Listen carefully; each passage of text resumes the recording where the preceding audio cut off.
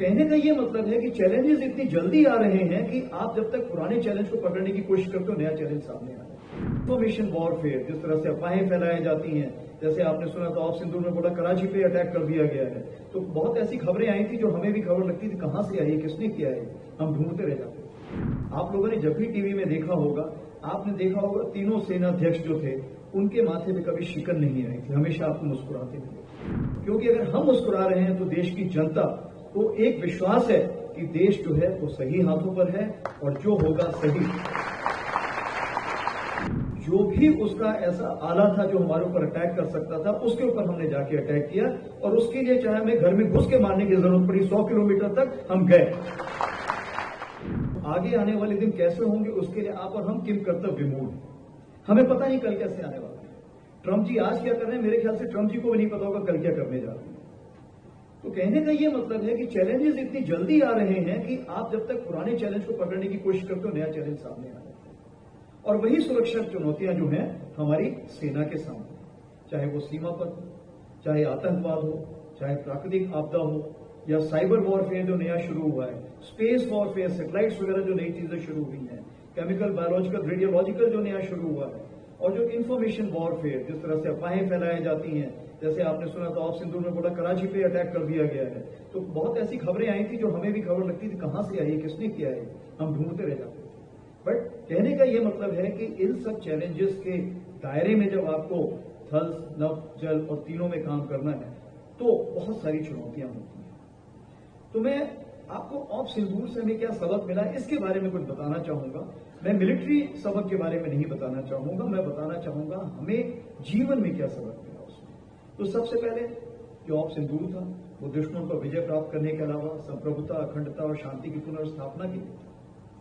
जब प्रधानमंत्री जी ने मुझे ऑपरेशन सिंदूर बताया कि इसका ये नाम होगा, जैसे आपको पता है कारगिल के दौरान आर्मी ऑफ विजय नाम रखती थी, एयरफोर्स ऑफ सफेद सागर नाम रखती थी, इस बार प्राइम मिनिस्टर जी ने खुद ही बोला कि ये नाम होगा। तो सबसे बड़ा फायदा क्या हो गया, पूरे देश में सिर्फ एक ही नाम था, ऑफ सिंदूर। और इसने कैसे पूरे देश को जोड़ा। सबसे बड़ी बात, जब कोई भी मां, कोई भी बहन, कोई भी बेटी अपने मांग पर सिंदूर लगाती है तो उसकी दुआएं उस सैनिक को जाती है जो कहीं भी देश में या विदेश में एक भारतवर्ष के लिए पूरी लगन से काम कर रहा है। हम आगे बढ़ते हैं कि क्या अगर देखी जाए 4 से 5 क्वालिटी जो हमें ऑफ सिंदूर में हमने देखने को मिली, सीखने को मिली, अमल लाने को मिली। सबसे बड़ी चीज है कॉन्फिडेंस या कामनेस, आत्मविश्वास और दूसरों पे विश्वास। ये बहुत जरूरी है। अगर आप शक के बिना पे अगर रिलेशनशिप बनाएंगे तो बहुत मुश्किल का काम होता है। मेरे पास 12 लाख की तकरीबन सेना है।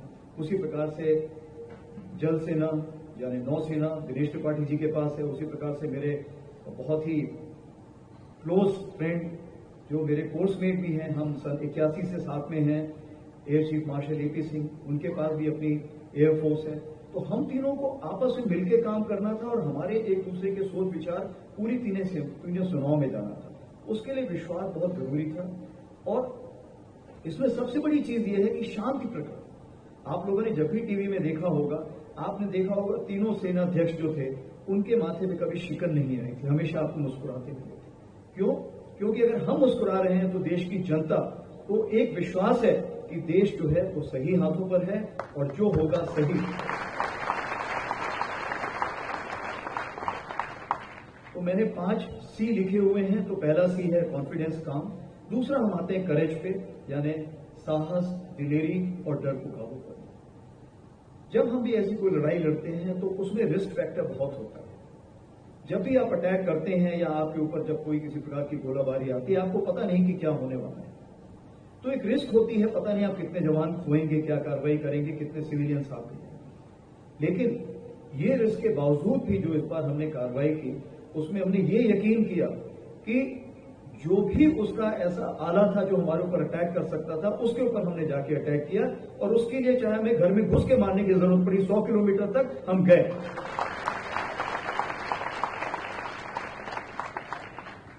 और रिस्क फैक्टर में आप देखते हैं कारगिल के दौरान भी हर जगह आपने देखा है कि जब एक सोल्जर होता है, एक सैनिक होता है, सामने से बुलेट चलती रहती है, लेकिन फिर भी वो बुलेट के सामने से चलता रहता है।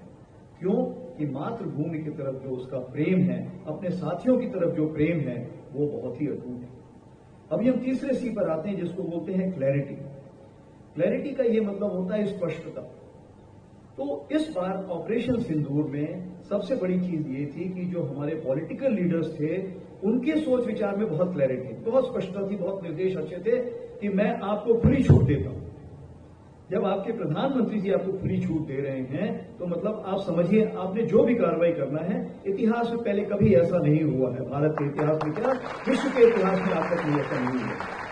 जिस तरह से प्रधानमंत्री जी ने हमें खुली छूट दी और हमें बोला जो भी आपको उचित लगे, लेकिन टेररिस्ट को खत्म करना है, टेररिस्ट के आगा को खत्म करना है, और जो भी टेररिज्म को सपोर्ट करना है उसको एक सबक सिखाना।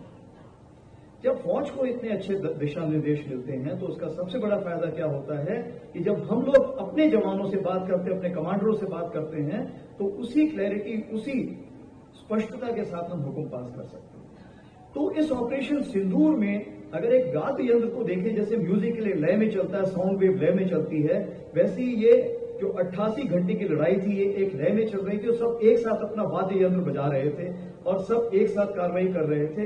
इसीलिए हमें सफलता के पायदान पर चढ़ने का मौका मिला।